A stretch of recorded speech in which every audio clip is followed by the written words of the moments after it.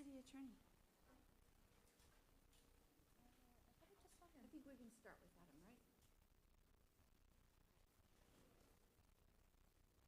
right? Good afternoon, everyone, and welcome to the August 23rd meeting of the City Council.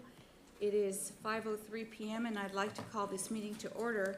Before we begin with the business of the day, I'd like to make this announcement that the City Council meetings are now fully open to the public, and the public is welcome to provide live public comments during the council meeting, as well as to continue to submit electronic comments remotely.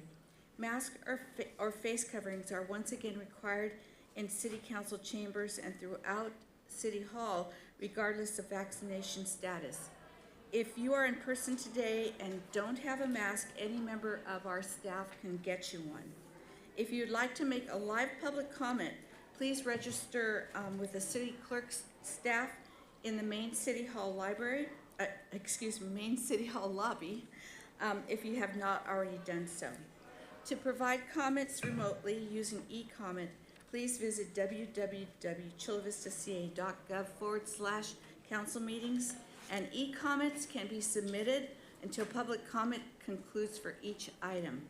If you have difficulty with e-comment during the meeting, please email your comment to cityclerk@ChulaVistaCA.gov. And I also want to make another announcement before we start, is I'm going to move some of the agenda items around because we have a lot of public interest in the Harborside discussion. So we will be moving our boards and commission report, starting with Ms. Ann Moore and her team, up to the front of the agenda. And then we will be moving up item 9.2, the Harborside Park issue, up second. And with that, Madam Clerk, would you please call the roll? Councilmember Cardenas? Present. Councilmember Galvez? Present. Councilmember McCann? Present. Councilmember Padilla is absent, and Mayor Casillas-Salas. Present. Now, will you all rise, and our Deputy Mayor will lead you in the Pledge of Allegiance. Andrea? Place your right hand over your heart. Ready to begin. I pledge allegiance to the flag of the United States of America and to the republic for which it stands, one nation, under God, indivisible, with liberty and justice for all.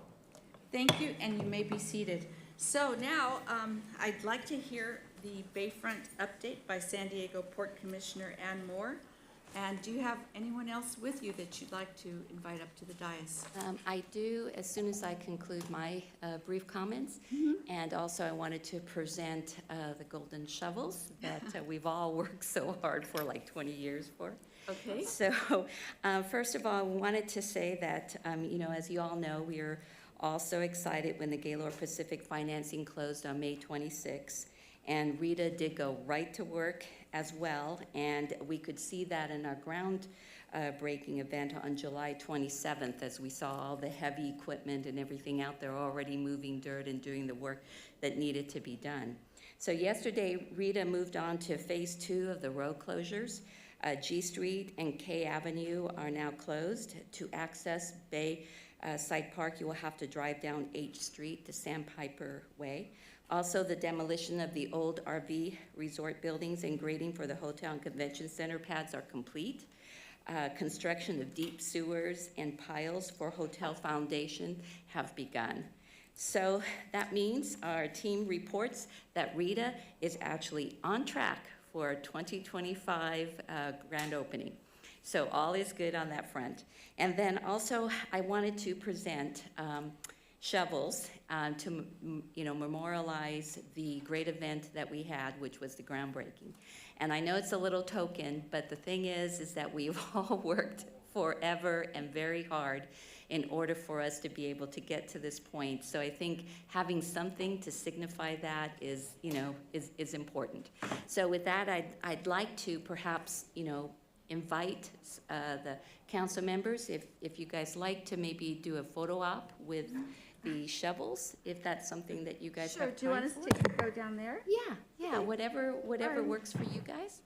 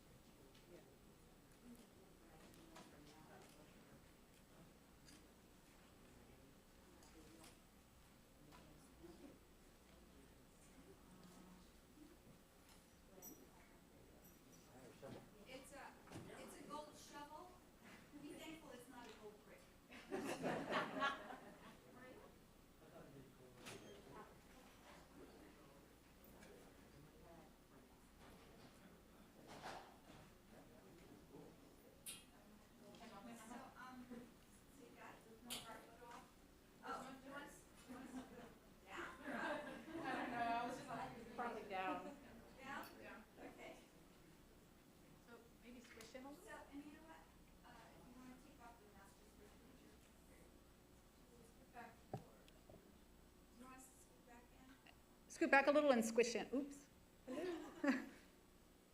Thank you, good. One, I'll just take a few. One.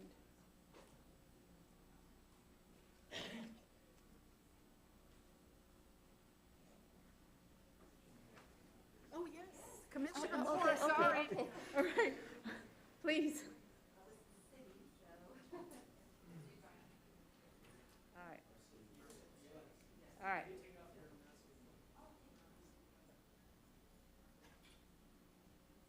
Okay, one more. Great. Very nice. Thank you. So I want to thank the audience for allowing us to take that moment. I think it's been 20 years in the making, and so I think that it's definitely something that we wanted to commemorate. Next on the agenda is a presentation by a developer that has a very interesting proposal for the Chula Vista Bayfront. And just as a heads up, this proposal has not been vetted by the port. There's been no application that's been submitted to the port, but it's very important that we get input from the City Council regarding this project, because obviously we would not want to go forward with something that there was any reservations or concerns about. So with that, I'm going to invite the developer up to make their presentation.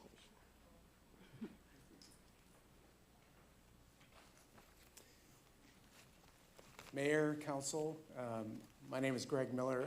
I am the architect, not the developer. Our developer is delayed in traffic. Fred will be here shortly. I'll let him give his background a little bit when he does get here. So we're going to reverse our presentation a little bit so you get to see all the fun stuff first, and then you can hear all the background. But I represent Tucker's Other Architects, 65-year-old firm in San Diego, has been working on the Bayfront, not just in San Diego, but in Chula Vista. And we were the ones that designed the new RV park, which started everything to allow for Rita to move forward. So excited to be back down here on the Bayfront to talk about a next project that's coming forward. I'm gonna go through a few slides. So what you're gonna see here is some initial concepts for what we would like to do with the old power plant site and redeveloping it. And we're talking about doing environmental justice and social justice and creating opportunities, low cost, no cost, visitor serving uses that bring people down to this wonderful bayfront, which is the true gem of the bay for Chula Vista. Let's stay on that slide for just 1 second, thank you. Main thing that you can see is that there's a green belt that wraps all the way around the development, and it varies in width from 300 feet to 50 feet, and it meanders back and forth along the waterway. And the idea is to provide pathways, trails, activities that get people near the water. Also, we have a bunch of sports youth fields that'll be developed as well. They will house, whether it's rugby, whether it's soccer, or some other organized sport. The idea is to bring people from East Chula Vista down to the waterfront, give them the opportunity to be here. We're also going to be doing an aquatic center. The aquatic and training facility will have a gym near the water. It'll have a pool near the water. That will also provide the opportunity for residents of Chula Vista to come down, get swimming lessons near the water, be able to enjoy it down at the bayfront. We're also looking at doing some opportunities to bring in some dock and dine so people can arrive to this development in a boat, dock their boat, and then get out and enjoy the facilities. And also doing some docks that will allow for kids to get into kayaks, learn how to sail, provide some things to get activity on the water and help everyone enjoy this great asset. We have festival retail that'll support the uses around it. We've got a performing arts building, which is also going to be housing esports. Esports is a new activity that most of the younger generation are being a part of, and it's a big draw. It'd be a great thing to draw people down to the Bayfront. We're looking at hotel and sports entertainment complex that'll be mixed together to create a very unique environment. And then blue and green tech office space to provide that basis for the entire development. Everything that we're looking at for the development, we're looking at doing this with private funding. We're not looking for any public funding to develop this. It'll all be done through private funding. I'm going to show you a couple quick images of some modern interpretations of what I would call a local flair. Go ahead and go to the next slide. The idea of creating plazas that we can gather into that has retail and restaurant and shade areas. Go to the next one, please. Thank you. This is one of the tighter alleys where the retail is back and forth. You get to interact with one another in a more close space. Opening up to a larger area with water popping areas for kids to enjoy, for everyone to come up and really enjoy the waterfront and still have vistas to the water. In between the buildings, being able to see the water, see the bay, and then really enjoy this environment. The last slide. And this is looking from the south, going back towards the north. And you can see that this kind of winds itself towards where Rita is at. It starts to become that second anchor to the Bayfront and really give the energy to the Bayfront for the future of it as it grows forward. So again, the festival retail surrounded by sports entertainment complex, youth aquatic and training facilities, youth sports, blue and green tech, all things that we are trying to plan into this project, and then we're in the initial phases of this project. You can also see we have a very large festival plaza. That is meant for the community. That's meant to have big events that draw everyone down here to the Bayfront. The idea is to get people down to this beautiful Bayfront that we have here in Chula Vista. And I've just been handed a note that says that Fred has arrived. Fred is here. Oh, welcome, Fred. And I apologize, I got in a little bit of traffic, and so here we are. Imagine that. Good afternoon. Mayor Casillas-Salas, Deputy Mayor McCann, members of the City Council, City Manager Kachadorian, and City Attorney Goggins. Okay, hold on. Andrea Cardenas is our deputy mayor. Oh, okay. Uh-huh. I'm But so that's sorry. fine. It's okay, it's okay. Deputy Mayor Thank you. Cardenas. Yikes. Okay. It's a pleasure for me to be here today, and this was the introduction to Greg, so I'm going to say that I was going to have Greg here with me from Tucker Sadler, but he's already gone, so we're excited to share this development that you've already seen. And I'm going to tell you a little bit about me, though, because my career is focused on the business of financing. And I have a track record of successfully leading complex multi-million-dollar transactions, which this will be one.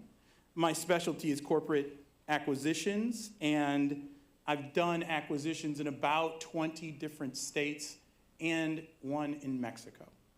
Coming here today, backed by a number of private investors, and we are excited to be here.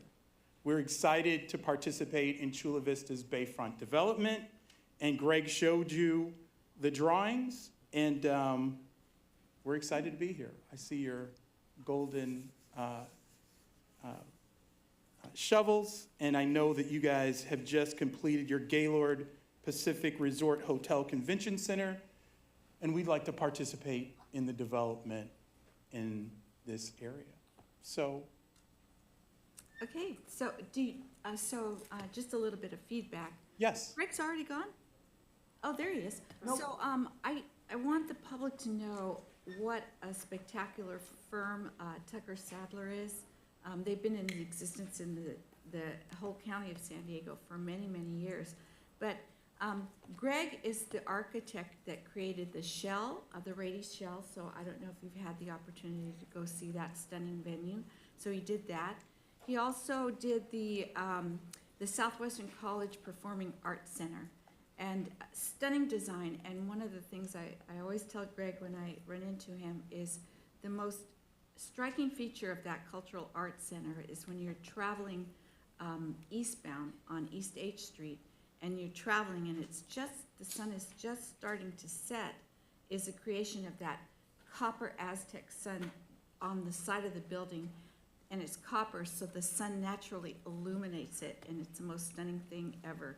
So I just wanted to get that out of the way. You didn't brag about Tucker Sadler, and you didn't brag about, you know, your accomplishments relative to being a superb architect. So I just wanted to give him that because he's a very modest guy. Thank you. So I did meet with Greg on a number of occasions before this presentation, and some of the things that I offered up during that discussion was to make sure that there was a lot of public space for our community and open space. So the aquatic center, which we know that our community has been crying for more pool space, is going to be welcome, as well as the youth sports field. We don't have enough in Chula Vista, so that's going to create greater opportunities for our community. But as Ms. Moore said, this is the inception, this is the rollout of the concept, and so throughout the process, what we can assure the public of is that, just like we did with the Bayfront, with the community meetings, the charrettes, is that the public will have an opportunity to weigh in on what they want to see there as this goes on. And I certainly hope whatever project is there, it doesn't take 20 years like it did the Gaylord. So, is there anything else that you'd like to add to the presentation? No, this concludes our presentation. We'll definitely answer any questions that council may have. Okay, Ms. Galvez is the first one. Oh, I see her. Well, go ahead. Go ahead. Oh, thank you. It's your district too, right? Yeah, actually, I was going to mention that, which is very excited. Well, first of all, thank you so much for your presentation. I had the pleasure of speaking to you all previously and getting a small rundown of this. I think the most important part of all of this is the access that's going to create to the community, which I know is very, very important for us, not just for the entirety of Chula Vista, but specifically for what the west side of Chula Vista. That, I mean, one of our bigger items tonight is about the access to field and parkland and recreation centers, and so having that, continuing to have that access to the marina is going to be, I'm very passionate about that. I mean, I can tell you personally, the very first time I saw the marina was when I was a kid and my parents did a huge trip to Seaport Village. And so I know that's very common in our community of not seeing how privileged we are in having this very, very beautiful space. And so I think it's going to, what you've presented, it can be a lot of great positive improvements to the west side of Chula Vista, and it's going to impact all of Chula Vista in our region. So I'm excited to see this through, and hopefully not 20 years, but Not 20 years. Thank you. I was hoping for that reassurance, but I appreciate again your time, and I agree with the mayor that it's going to take some outreach in the community to make sure that it is something that, you know, I can say that it's beautiful, but I don't speak for everyone. So it's very much amplifying what our community needs and our community wants. So that's very important. Thank Right. you. And thanks for pointing out the community access again, because this is, so if you look across the way, that's existing J Street Park, which is going to remain untouched. One of the things I liked is the bridge going from that, you know, spanning the waterway there, so there's a direct way to the sports complex. And the other thing that we should note is this whole area here in the drawing was never accessible to the public. It was closed off because that was a power plant site. Sure. And so here we have all this beautiful acreage that the public was not allowed to use. It now will be something that they can utilize. Ms. Galvez, I had you at the top of the speaker queue, so. Well, thank you. I appreciate the opportunity to speak. And also, just to echo the comments of my colleagues, I'm glad you mentioned that this was the site of the former awful power plant on the Bayfront.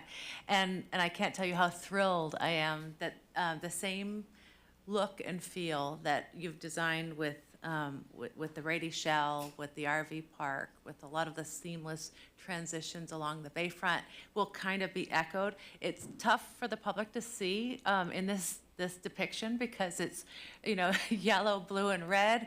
But what we were presented in our individual briefings was something absolutely gorgeous, and I very much approve your design. I am very grateful for the selection of this architect for this project. I am very grateful also to all the green belt that's been included in this particular project. As you know, we're developing a 26-mile loop around the Bayfront called the Bayshore Bikeway project. It's been in the works for a very, very long time, and this is another path for the participants in that tremendous exercise activity to be able to take advantage of, to actually have a stop along the Bayshore Bikeway, to shop, to dine, to have a cup of coffee in the morning on your way to work. But it's a beautiful, beautiful project, and people are swimming in this area already. They are wading. If you go down to the Bayfront, even today, you could see folks escaping the heat and enjoying the beauty of that particular space in front of this area. And I hope we find funding in the future to do that pedestrian bridge. I'll say that. I think that was in one of the previous designs. But I fully 100% support this project. It is still in District 2 until November. So, so those are my constituent birds that we're talking about. But thank you very much for a very well thought out, cohesive design that blends into a master plan, seamless Bayfront that Chula Vista is really starting to enjoy even more now than ever before. And most of the credit, goes to, of course, our Port Commissioner Ann Moore, but also all the environmentalists, all the city staff, and folks that have really worked hard to create a cohesive look on the Bayfront. It doesn't look piecemealed. It doesn't look like a bunch of, disconnected segments.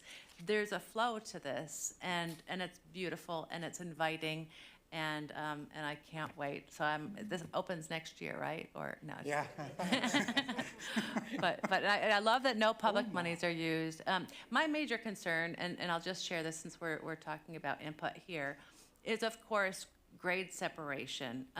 As you know, the Blue Line trolley, which is the most profitable segment and the most used segment of the entire MTS fixed rail system, goes right adjacent to this. And when the trolley goes through, because there's no separation between the trolley tracks and either pedestrian, vehicular, or bicycle traffic, there's a little bit of a disconnect there, and there will be blockages. And so, our time will be expiring on this council, but I'd like to strongly encourage our future mayor, our future councils, our city staff, and MTS to really strongly consider grade separation, not only at Palomar, which we've been promised for a very long time, but also at J Street, H Street, and E Street. It's very important that the ability to get on and off the freeway to access this complex, and also for folks to be able to cross back and forth between the Bayfront and amenities such as this are protected. And we have to plan in advance and prepare for that. So thank you about mentioning the grade separations. Ms. Galvez and myself sit on the MTS board. Ms. Galvez has sat on that board since she was elected. She's had 4 years of really thoughtful and dedicated service on the MTS board. But the responsible party for the grade separations, of course, is Sandag. I sit on that Sandag board, and what we've been able to do, just for the public knowledge, is Sandag has now moved up the Palomar crossing as their #1 priority for grade steps, as well as E Street. You know, J Street, it does have an underpass, so that the trolley does go over it. Improvements are gonna be needed, you know, underneath, but at this point in time, that's the only spot that has the grade step. For the J Street traffic coming across and for the bicycles and, you know, it's kind of a tough spot. Yeah. So, thank you. Well, that'll all be figured out, because don't just plan it in isolation, you take all the traffic patterns as well that are included in these types of projects. So, thank you. So is that it, Jill? That's it. Okay, Mr. McCann? Thank you very much, Mayor. First, I want to thank Ann Moore. I know, just again, looking at the history of the Bayfront, I think you were an assistant city attorney when I was on the council, and I was very fortunate to be on the council with then Councilmember Salas and Mayor Padilla to master plan the Bayfront. And I think that was the key to the success of getting the Bayfront planned and getting Gaylord and soon, hopefully, Pacifica.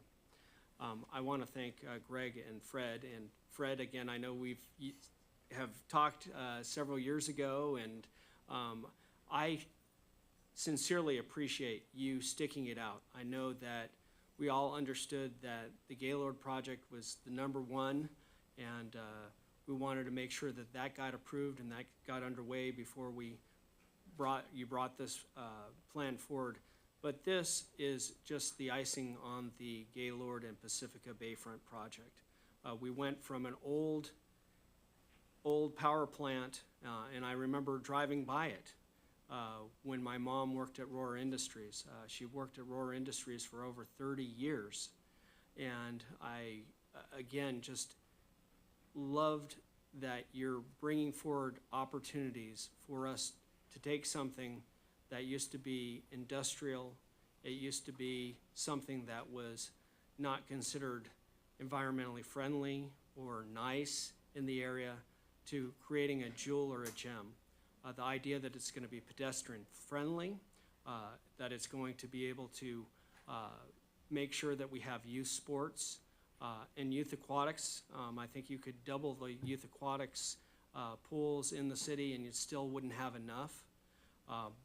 And lastly, obviously, we all have to make sure that we're watching our pennies, and having it be private funding is tremendous. And I believe this partnership will be tremendous. So I'm 100% behind this.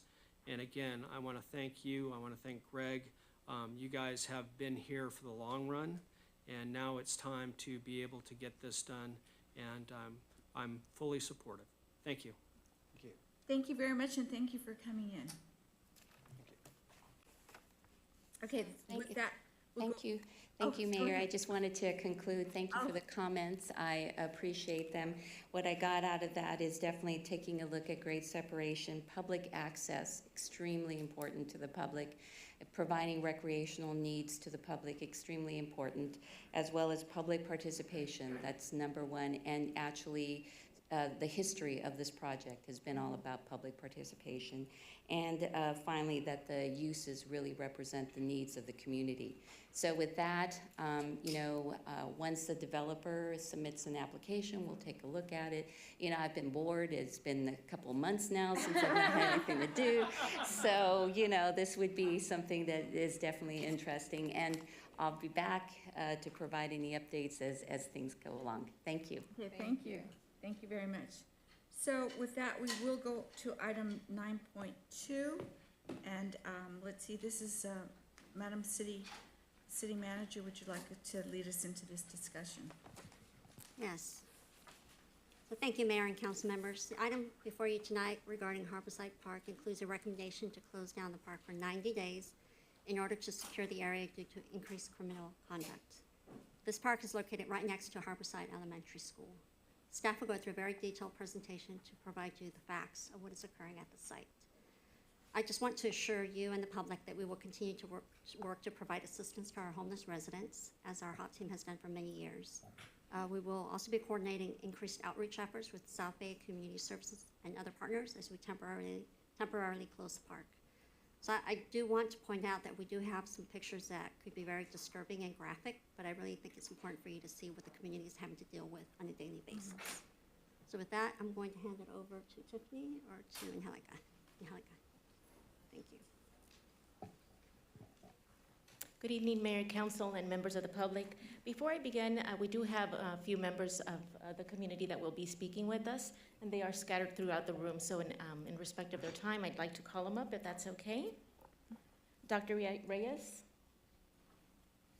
Mr. Chang, Monica Crespo, Ranger Sam, Marisol Aguilera, Captain Phil Collum, and Chief Harry Munns.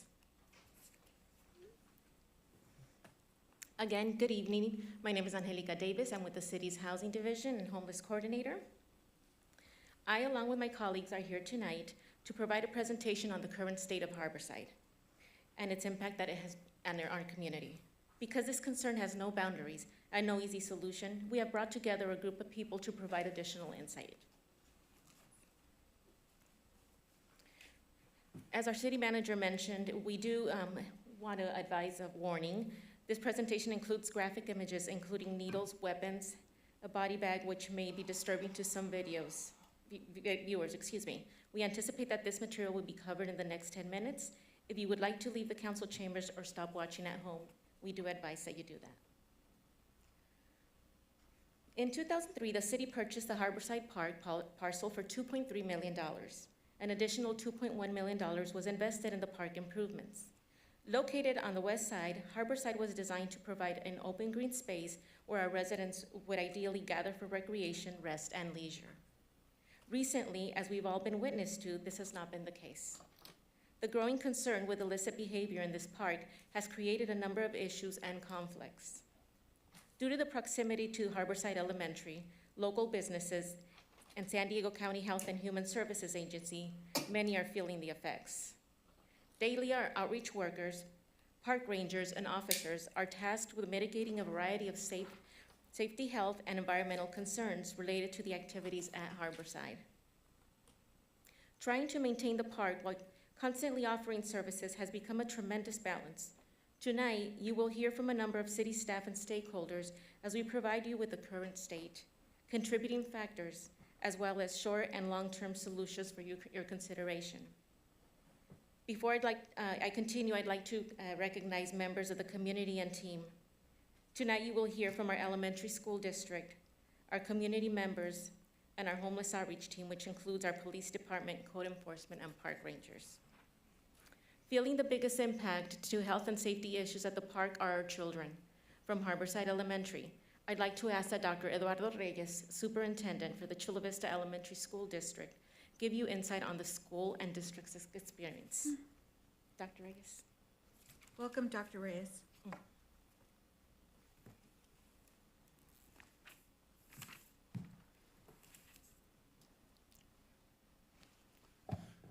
Good afternoon, Mayor Casillas-Salas, Deputy Mayor Cardenas, council members, city manager, historian, and city attorney Guggens.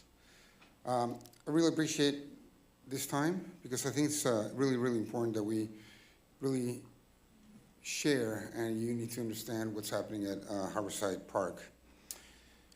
Over the last few years, we've seen an increase of homelessness at Harborside Park, which is right next to Harborside Elementary School.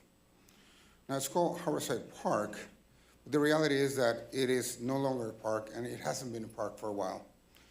The play structures have been removed, bathrooms have been closed, students or children are not playing in the park because it is inaccessible to play. On any given day, you will find anywhere from 40 to 60 tents. For those that may not have visited the school or the park faces the field where students play during recess, PE, and do the sports. and is divided by one fence. Now, elementary school is a time where children learn to read, to write, where they start developing social skills, where they develop critical thinking skills, where they start developing their frontal, their neocortex. And when we have to, it's a critical age, because we have to make sure that we expand their minds and hearts in a way that will follow them in the future years. Being exposed to situations that may cause a negative impact in their lives can hinder that progress. Now, when I talk about safety of students, I'm talking about children being exposed, what children are being exposed to on a daily basis. And I'll go ahead and mention some of the things that, as it was mentioned before, might sound quite graphic, but that's the reality. There are illegal activities happening almost every day, or every day. There's drug use, drug sales. In fact, I was there, I go there very often to look at what's happening. And last time I was there, right in front of me, there was a drug sale happening right across the fence. A week and a half ago, a man was arrested because he was walking around naked, exposing himself. School administration had to clear the field because a man was defecating right next to the fence, which faces the field where students play. A few months ago, very unfortunate event, there was a dead body found next to the fence, again, that faces the school, due to an overdose. Couples have been seen having sex and doing other adult activities. This is happening all right in front of students, children, ages 5 through 12. Now, school staff continuously find needles, used condoms, drug paraphernalia, empty beer and alcohol bottles, and other items, unsafe items on campus next to the fence every week. The school custodian has to do a sweep all around the perimeter every morning and pick up all those items before school starts. However, during the school day, things might get thrown back onto that area.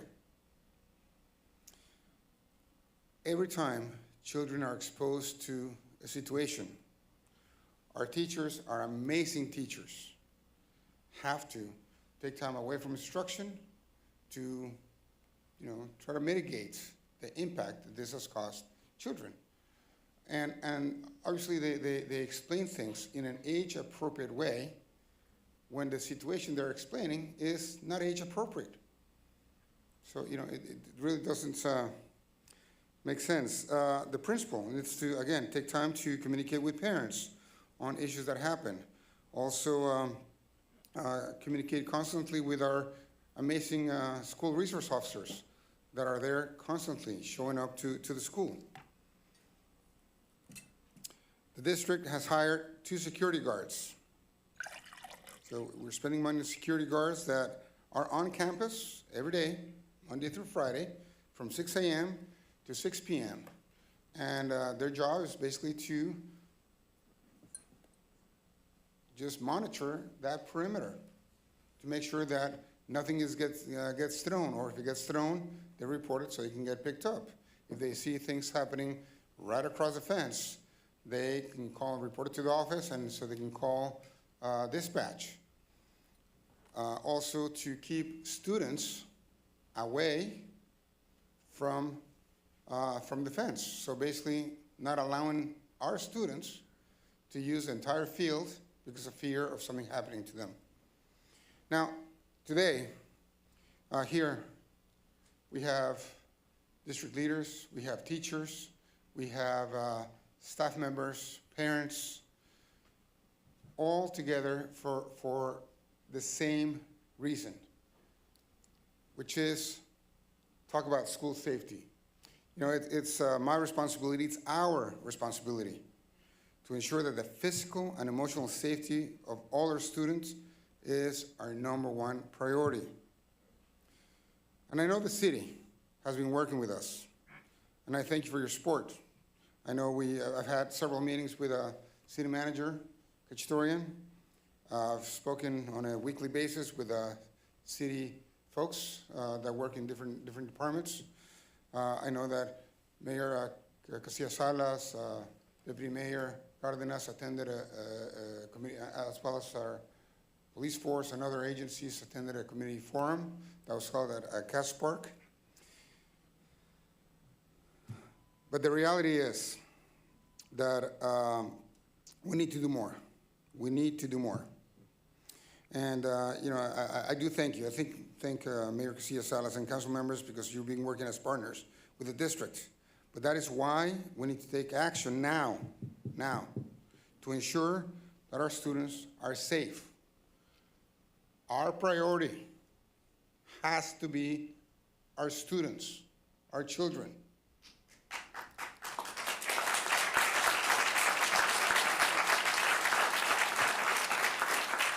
We need to ensure that our children are not exposed to drug use, fights, seeing people exposing themselves.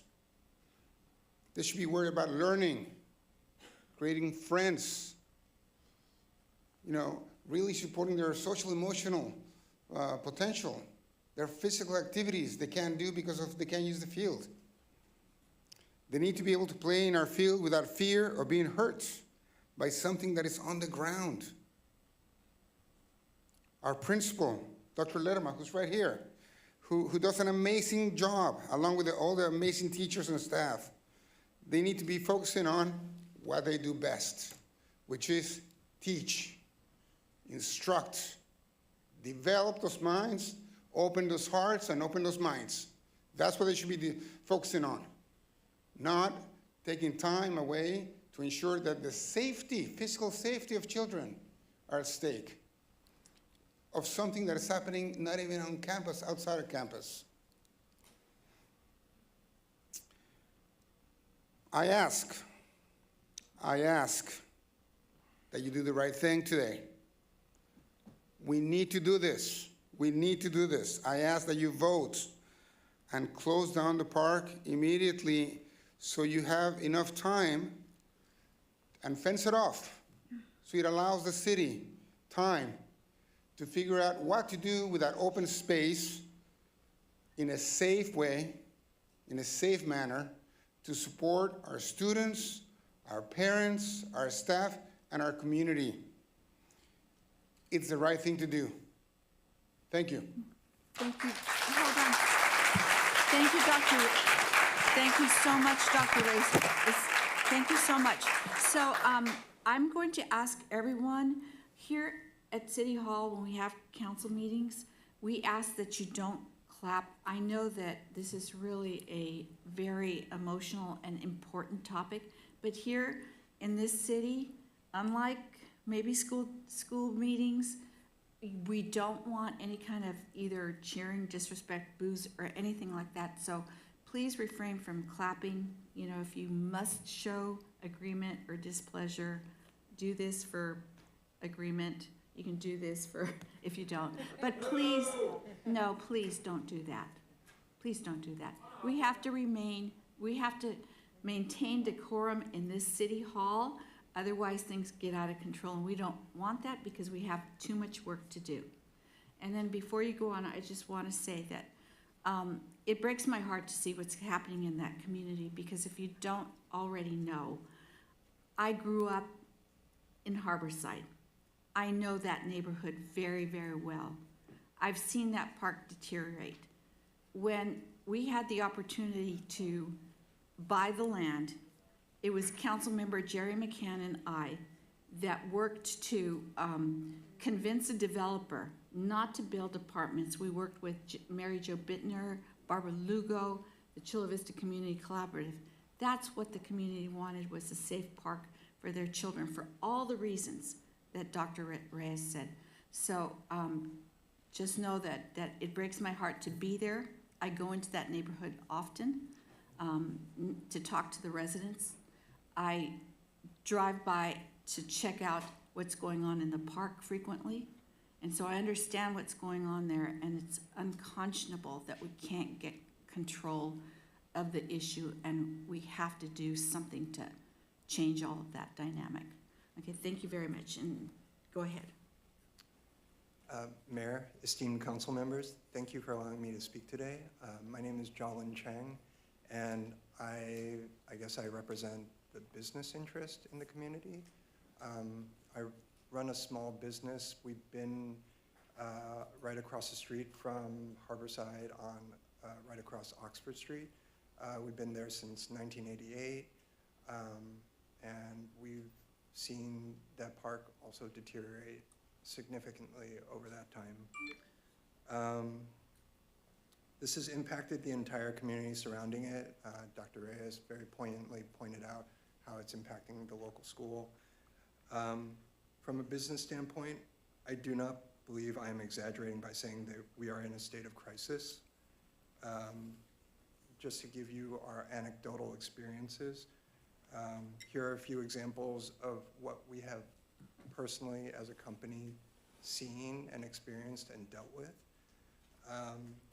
Just this past year alone, we have seen 2 dead bodies discovered near our premises. One in the access alleyway directly behind our shop, and another one in the shop next, right in front of the shop next door. Several years ago, a business burned down because of a dumpster fire that was maybe just 50 feet away from us. It was started by a homeless person. We've seen multiple solicitations for prostitution in our alleyway.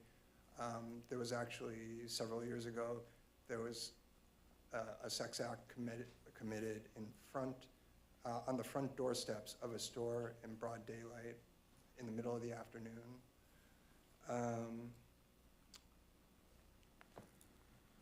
One particular incident, a homeless man came into our store with a bloody hand and dripped blood over a lot of our merchandise. My team didn't realize he had a bloody hand because he didn't make anyone aware of it. He just walked around our shop dripping blood everywhere. Subsequently, he came back again on another occasion with a friend, and both of them shoplifted. It wasn't even like a concealed shoplifting experience. They just picked something up and then made a threatening gesture to my team, and my team just had to let them walk away to make sure that they maintained their safety. And since then, he's come back twice. We've kicked him out 2 more times. We've had a homeless woman run into our store, and she was looking for safety because she told us that somebody was trying to beat her up, and so we had to figure out like an evacuation route for her.